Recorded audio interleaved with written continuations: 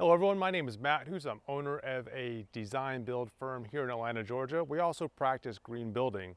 Now I've seen lots of great advice out there from the CDC, EPA, OSHA, and others with regards to how to deal with this current crisis dealing with COVID-19. However, I do feel like the general media and others that are circulating advice on what to do and what not to do are failing to look at indoor air quality as a prime objective in addition to dealing with the pathogen. Again, full disclaimer, this list are mostly my opinion. However, my opinion is backed up by links from the CDC, EPA, and other government agencies. So you can definitely do your own homework and own research to make sure that whatever I'm suggesting for you is good for you and your family. Last week, we created a short video on different design tips on what you can do to focus on design when working on your next project. However, the feedback that I got from most people is like, you know what, that's great advice, but what can I do now to keep my family safe?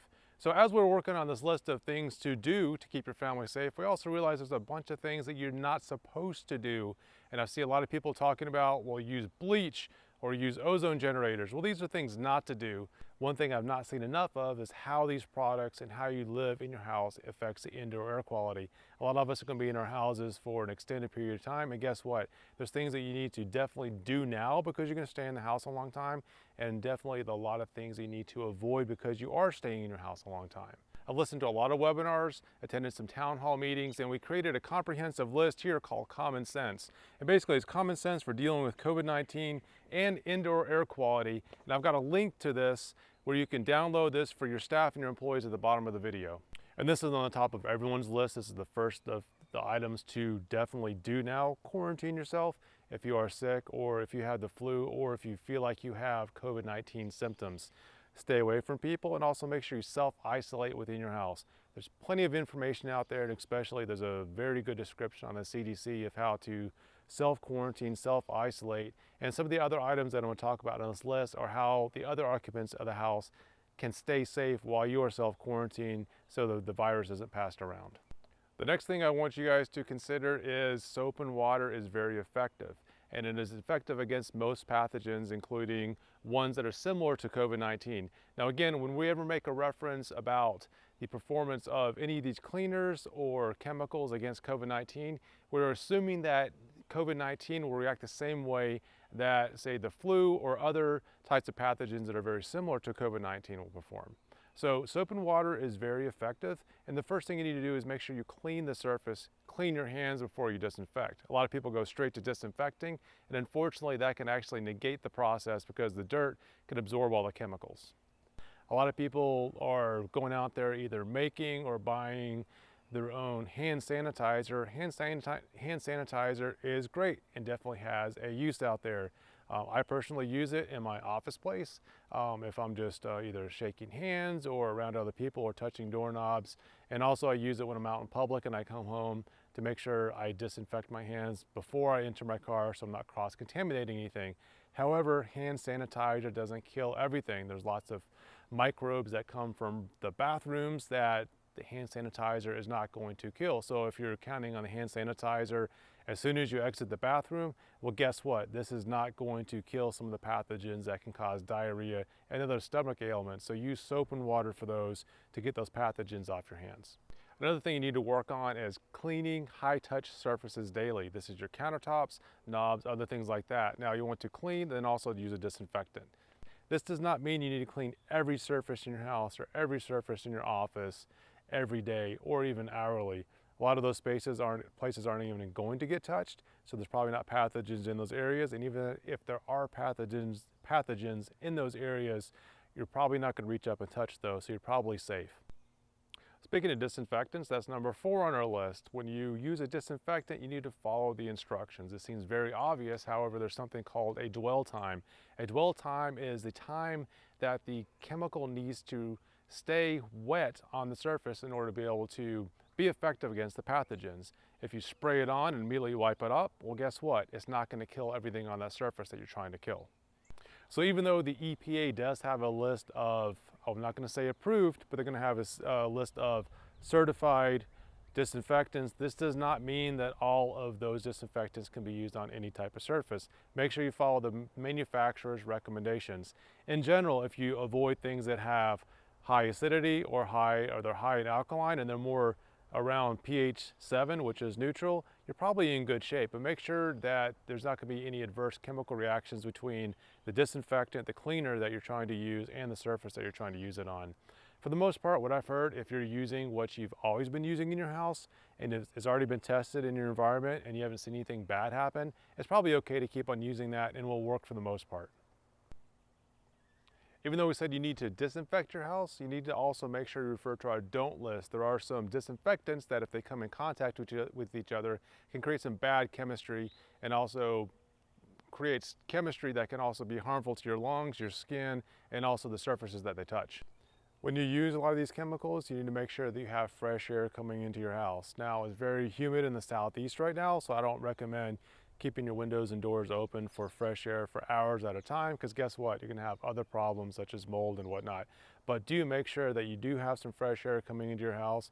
You can turn on some exhaust fans, your bath fans, kitchen ventilation. These are all things that you can do to bring fresh air to get some of those chemicals and some of the off-gassing from some of these harmful chemicals out of your house. Because even though you clean the surface, doesn't necessarily mean you clean the air. You probably ended up making the air dirtier by cleaning the surface. And number 6 on our list seems pretty obvious, but leave your shoes at the door. I know this sounds kind of commonplace in most households and you're worried about maybe tracking dirt in. Well, guess what? You're also tracking many other things in. You're walking across the grass, you're bringing bacteria in, you've got other kinds of pathogens. You can also bring in lead, herbicides, pesticides, and these things are not good for your family to breathe. Number 7 on the list also has to deal with ventilation. You've got a vent in your bathroom. It's usually called a bath fan. After you use the bathroom, leave the fan on. Is this necessarily to clean the air out of the bathroom? No, it's to get some fresh air into the house. You've been in your house for 24 hours straight, and most of us can probably be in lockdown pretty soon. And guess what? You're gonna have more people in the house breathing oxygen, and guess what? We breathe out carbon dioxide. We breathe out carbon dioxide. This builds up in the house. So bath fans can definitely help bring some fresh air into the house. If you're worried about some of those packages coming to your house and pathogens coming to you or microbes on the packages, well, you can either leave them outside for a few hours, and they say sometimes these die off in a few hours, but some say that it can live up to a day. Well, you can either leave it outside or put it in your garage. Or another thing that you can do is if you have Lysol, if you want to spray it down, spray your mail down before you bring it inside. This should kill everything within 2 to 3 minutes if you decide to do it that way. Otherwise, just leave it. It'll die within 24 hours and you can bring it inside the house without worrying about cross-contamination and harming your family. If you live in the southeastern United States, well, guess what? Not only are we dealing with all of these pathogens out there, like COVID-19, we also have to deal with this nasty yellow stuff all over our house and our clothes and our cars. It's called pollen. So not only do we need to change out the filters in our HVAC system to allow us to breathe easier because we're indoors more often, well, guess what? We need to filter some of that pollen out of the air as well. Now, be careful when you're changing out your filters. Make sure you put the right size filter in there. That way air doesn't get around the filter, and also don't put a filter in there that's not designed for your HVAC system, or you can actually cause more harm than you want to. I know we're all going through a lot right now in this pandemic. Well, guess what? The good news is that the outside air is finally clean because we're not driving around, we're not polluting the air. Take advantage of this clean air. Go outside with your friends, go outside with your family. Of course, keep your social distancing from those that are not inside your household. So you keep your 6 feet and so you don't cross-contaminate, but wave to them, be friendly. Just because we have social distancing, it only means 6 feet. Doesn't mean you can't wave to them, doesn't mean you can't say hi to them on Facebook or other social media. Be nice, enjoy the outside, and hopefully, this is a good thing for all of us. All right, the last thing on our list, and kind of seems obvious, but most people don't know about this, is change your towels out daily. Now these are the towels that are hand towels and also the towels that you use to dry out your body. The reason we say this is you've got lots of microbes on your body, you've got skin, you've got dander, and when you have a food source and you also have a water source, well, guess what? That's gonna be prime for mold and other types of pathogens to grow on that. So you change these out daily, you stay cleaner. And again, I know about water conservation, you are using more water, however, your health is more important than conserving water at this point. All right, we've just gone over 11 to-dos, things that you can do now in your house to keep your family safe and also from pathogens and keep the indoor air quality up. I'm talking about some things that you don't need to do and definitely don't want to do inside your house. First of all, do not mix chemicals. Like we said before, do pick a disinfectant, pick one disinfectant. if you decide to use 2 disinfectants, well, guess what? You have the possibility of creating some bad chemistry. And with this bad chemistry, you can create, like for instance, if you have Clorox bleach and you use something with ammonia in it, well, that's going to create chlorine gas, which is definitely not something that you want to breathe. This also means that do not clean the surface with one product, come back 2 hours later, it's like, you know what, I'm gonna use a different chemical now. Don't do that, because if you have some residue on the surface from the first round of cleaning, the second chemical that you use can react with that. Pick one disinfectant, stick with one disinfectant, and if you're not sure about any of these and you're scared of all the disinfectants, soap and water works fine.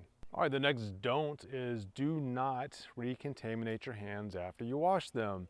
It seems pretty obvious, but I don't know, especially going to the men's restroom, I see people washing their hands. They do it all wrong.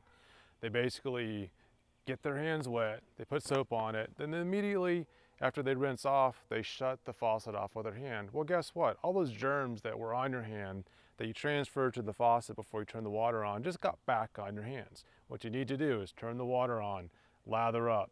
Now, if it's a type of faucet where you can, where it's like got a handle or a lever and not a knob, you can use your elbow or wrist to turn it off so you are not wasting water. However, if you can't do that, leave the water on, rinse your hands off, get a paper towel, use that paper towel to shut the faucet off, and then dry your hands. Now, you can do all this and you don't dry your hands. Well, guess what? If you don't dry your hands, microbes and other organisms have 1,000 times higher chance of surviving on your hands if they're not dry. I know this next one seems silly, but I see everyone walking around town with these drywall dust masks. Stop wearing the drywall dust mask if you are not sick. You are not going to filter out pathogens because you need to have a filter that goes down to 1/3 of a micron. These drywall dust masks are made for the workers in the field to filter out drywall, dust, and other things like that.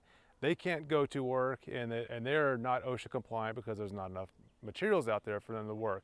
Now, if you really do want to wear a mask, and these masks are good for you if you're sick. If you're out in public, hopefully you're not out in public and sick, but if you're around your family, these masks will help you from sneezing, coughing, and spreading some of these airborne particles. However, they are not going to keep them from getting to you unless you do wear a special mask that is designed specifically for filtering out pathogens like COVID-19.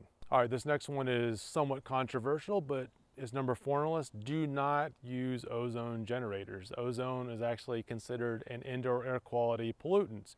So if you're looking at pollutants inside your house in the EPA, they're going to list ozone as one of these. These generators claim to clean the air. They may clean the air just like some of these bleach chemicals can clean the surface. However, it is not good for your indoor air quality. It can affect your lungs, it can affect your skin, and it can also have an adverse effect on a lot of the finishes in your house. If you must use some sort of device and feel like your HVAC system is not doing its job, get a standalone HEPA air filter where it's got a fan and a filter, and make sure that it's either a HEPA filter or MERV 13, and this is going to take a lot of the particulates out of the air and also a lot of the pathogens out of the air, as long as they are 1/3 of a micron or larger. All right, now I can do a whole section just on this, and it's called humidity. Now, don't ignore the humidity in your space. If you live in a northern climate right now and the humidity is less than 40%, well, guess what? This is perfect breeding ground for the flu virus, common cold, and possibly COVID-19. Again, we're making these claims about COVID-19, but these have not been studied yet, and we will know more about these hopefully here in the near future. Now, the flu and other types of cold viruses, or bacteria and viruses, after you get above 40%, usually go away. And also, the higher the humidity, the better. So between 40 and 60% is ideal. My personal, I call it my sleep number humidity, is around 49%. Now, high humidity is good for killing some of these viruses. However, if the humidity is too high, well, guess what? Now you've created a condition for mold and some other bacteria. So once you get above 60%, again, that's when you need to dehumidify your house through AC or dehumidifier so you don't create even more problems in your house. So you need to monitor, the bottom line is monitor the humidity in your house and make sure you create an environment that's good for humans, but not pests. This is some advice for all of my friends that live in humid climates. If you happen to be leaving your office, and we're going to have to go on, hopefully not, but we might have to go on a nationwide quarantine pretty soon. If we have to do that before you leave your office, make sure you turn it to AC mode. This way, like right now, we're in heating mode, and when you come back, it may be more humid, it may be hotter out there. Well, guess what? If you didn't turn the AC on before you left, and again, if you turn on AC mode, it's not going to actually come on unless it gets to a certain temperature. Well, when it gets to that certain temperature, it's also going to take care of the humidity in the air. That way you don't come back to a sick building that's full of mold and other things that you don't want to come back to, and you have to shut down because of that. One of my colleagues also mentioned, when you come back, guess what? Not only do you have to worry about mold, well, you also have to worry about water. If water's been sitting around for a long time, you can contract something called Legionnaire's disease, and this has the same symptoms as COVID-19. So when you come back, it's like, oh, well, I've got this virus. Well, no, you probably have Legionnaire's disease, which is caused by a bacteria. Now, you need to make sure that your maintenance people or whoever is are in charge of taking care of your building, make sure that the water is safe before you use that. Our next don't is do not use products that are not registered with the EPA. Also, if you see products out there that claim that they can kill COVID-19, they might be right. However, they have not tested, and nobody has actually tested and registered their products with the EPA yet, specifically for the COVID-19 strain. Now, when you're using products, you can look at the side label. It'll say it's registered with the EPA. Now, why does it need to be registered with the EPA? Well, the EPA makes sure that all the claims on the product are in fact valid, but most importantly, they're looking after your safety. They're making sure that chemicals that are being sold on the market are also safe for humans to use with the instructions on the labeling that they've provided. Well, speaking of harsh chemicals and registration with the EPA, our advice, especially since you have so many occupants in your house, don't use anything that's high VOC. What does high VOC mean? Well, VOC means volatile organic compound. Speaking of chemicals and disinfectants, more does not always mean better. More can actually mean worse. So follow the manufacturer's instructions. Do not nuke a surface with too much chemical, especially bleach and some of these other harmful disinfectants. What this is going to do is possibly destroy the surface that you're trying to clean and cost you thousands of dollars. It's also going to emit lots of volatile organic compounds into the air. And when you do that, well, guess what? You're breathing that and causing other respiratory illnesses besides COVID-19. So do not use too much chemicals. Follow the manufacturer's recommendations. Thanks again for watching our video, and for your convenience, we've loaded up the next video. Just click on the next button over there. And also, if you liked the video and you want to see more just like it, go ahead and subscribe to our channel. Make sure you hit the notifications, and we'll see you next time.